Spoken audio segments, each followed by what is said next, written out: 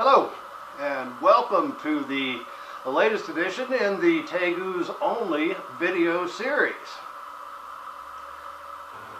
Okay, well, there's a few things that come up as questions quite often, and I thought I would just take a couple of minutes and we go over them now. Let's just jump right into it. Now, when your Tegu arrives, he's going to be in a box, and he's going to be in a cloth bag surrounded by nice insulating material. When he arrives, this is important, take him out of the box, untie the bag, and put him into his enclosure. Leave him there overnight, as much as you want to play with him. In the morning, make slow movements and just give him some time to get adjusted. Don't do anything that's going to scare him, like jerk him out of the box and run down to show all your friends, because they can remember stuff. That's what makes them so special, and they will remember how your first get-together went.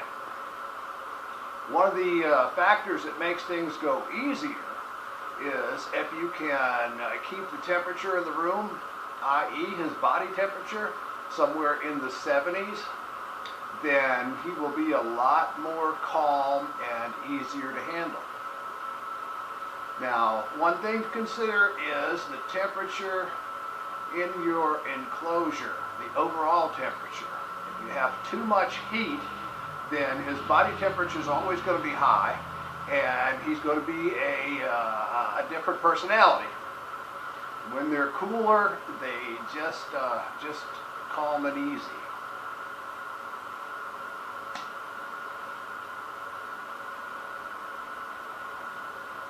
Tameness. Let me tell you about tameness. You can't breed it. The Tegus that I captured from the wild are the same as the ones you buy at the pet store or from a breeder, whatever. They are genetically predisposed to be a really smart, curious animal.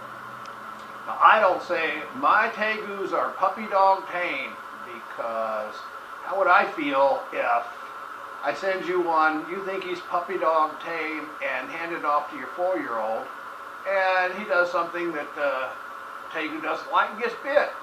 So I tell everybody, they're all the same. You can't breed it.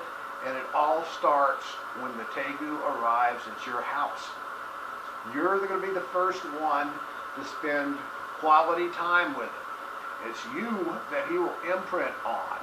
And then the people around you, and then the environment that he's in. Once he figures out, hey, nobody's going to kill me, fed me last night, this is not a bad place, then you've got a Tegu that looks and acts like the Tegu you want.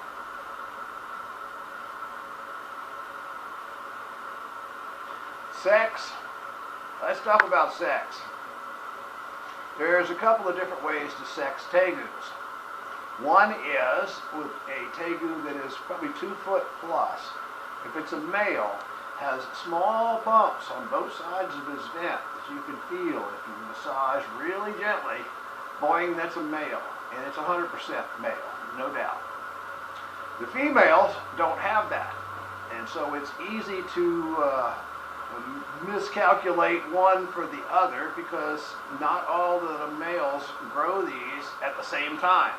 So they can be bigger and still not have them.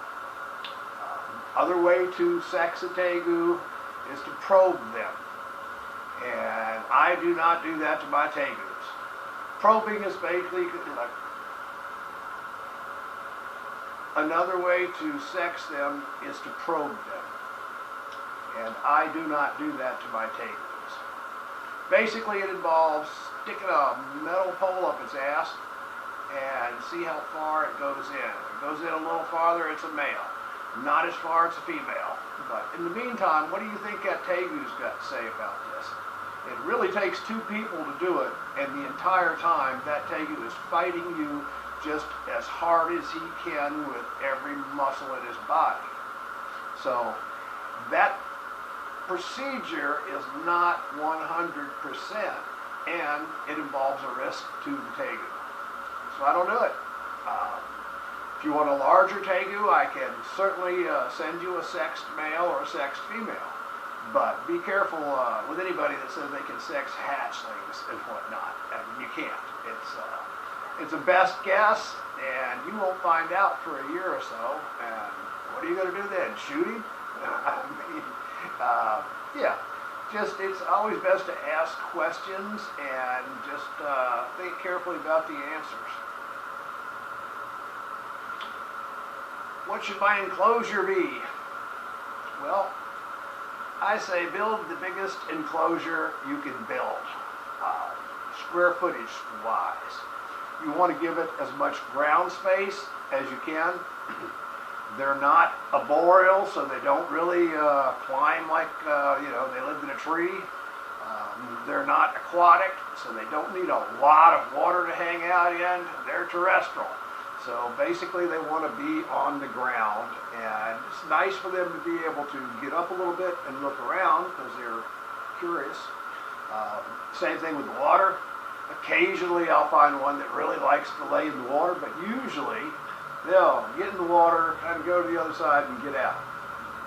And I think that's because when they're in the water, in the wild, then they've got to worry about water predators coming up from underneath them and doing them in.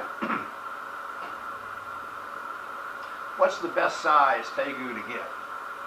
Well, many people want hatchlings because they believe that the hatchlings will bond better than a larger tegu. Well, it kind of works like this. A hatchling is an infant. His brain isn't fully developed. His body isn't fully developed. All he wants to do is run, run, run. And it jumps out of your hand and you're lucky enough to reacquire it. The next time you're going to hold it a little bit tighter so it'll happen again. Well, when you do that, really, really bad things happen. But once they outgrow the hatchling stage, then you got a juvenile. And a juvenile tegu is a tegu. He's all formed up. He eats like a tegu. He acts like a tegu. His brain is in learn mode. Wants to know about everything around him.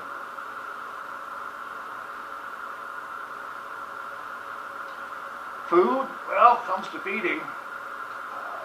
And I'll keep coming back to this point. Tegus are a lot like people. They have individual likes and dislikes.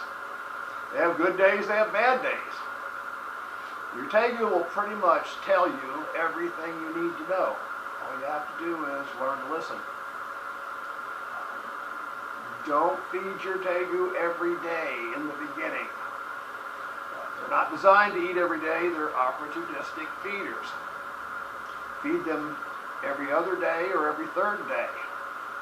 Type of food, I like raw ground meat, ground turkey, ground fish, ground hamburger, ground pork. About 60% of their diet would be with those ingredients, and the other is fruit.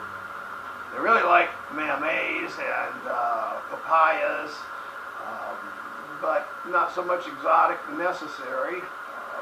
Good old grapes and watermelons and stuff, same kind of stuff you eat. Put it down and he'll tell you if he likes it.